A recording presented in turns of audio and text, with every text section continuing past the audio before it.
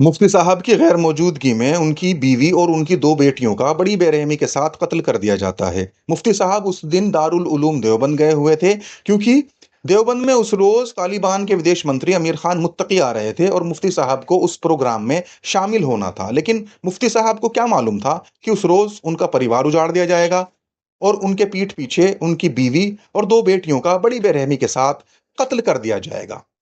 हालांकि पुलिस का कहना है कि पुलिस ने उन दोनों आरोपियों को गिरफ्तार कर लिया है। लेकिन वहीं अगर हम मुफ्ती साहब की बीवी के भाई की बात को सुने तो उनका कहना है कि पुलिस ने उन दोनों नाबालिगों से जबरदस्ती जुर्म कबूल करवाया है और वो सीबीआई की जांच की मांग उठा रहे हैं। क्या है पूरा मामला, आप भी जरा विस्तार से जान लीजिए।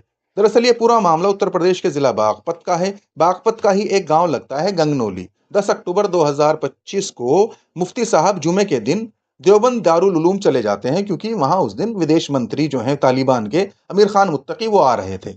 अब जब वो वहां पर पहुंच जाते हैं तो उनको क्या खबर कि घर पर क्या हो रहा है और घर पर उनके पीठ पीछे उनकी बीवी और 2 बेटियों का कत्ल कर दिया जाता है। मुफ्ती साहब का नाम इब्राहिम है और जो उनकी बीवी थी उनका नाम इसराना और एक बेटी का नाम सूफिया, दूसरी का सुमैया था।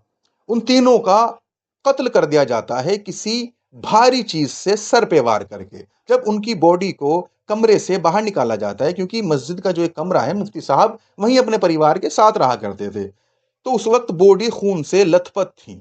हालांकि जो एसपी सूरज कुमार राय हैं उनका कहना है कि उन्होंने इन्वेस्टिगेशन स्टार्ट की और जब सीसीटीवी फुटेज खंगाले गए तो वहां पर उन्होंने देखा कि एक मस्जिद में जो बच्चा पढ़ने आता है उसको देखा गया। उसने सीसीटीवी के जो कैमरे के तार हैं उनको निकाला, तो इसके आधार पर पुलिस ने उसको अरेस्ट कर लिया। जब पुलिस ने सख्ती से पूछताछ की तो उसने अपने साथी का नाम भी बताया और फिर उसने ये कारण भी बताया कि उसने कत्ल क्यों किया था।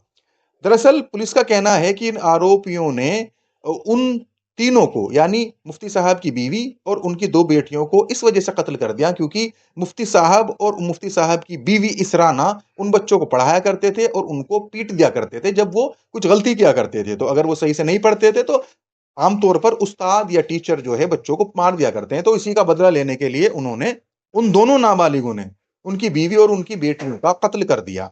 उनके सर पर उन्होंने राजमिस्त्री का जो हथौड़ा होता है वो उठाकर उनके सर पर मारा। पहले तो उन्होंने इसराना जो उनकी बीवी थी मुफ्ती साहब की उनके उन पर वार किया, लेकिन जब बच्चियों ने शोर मचाया तो फिर उन दोनों नाबालिगों ने उन पर भी वार किया और तीनों को मौत के घाट उतार दिया, उनका बेरहमी के साथ कत्ल कर दिया।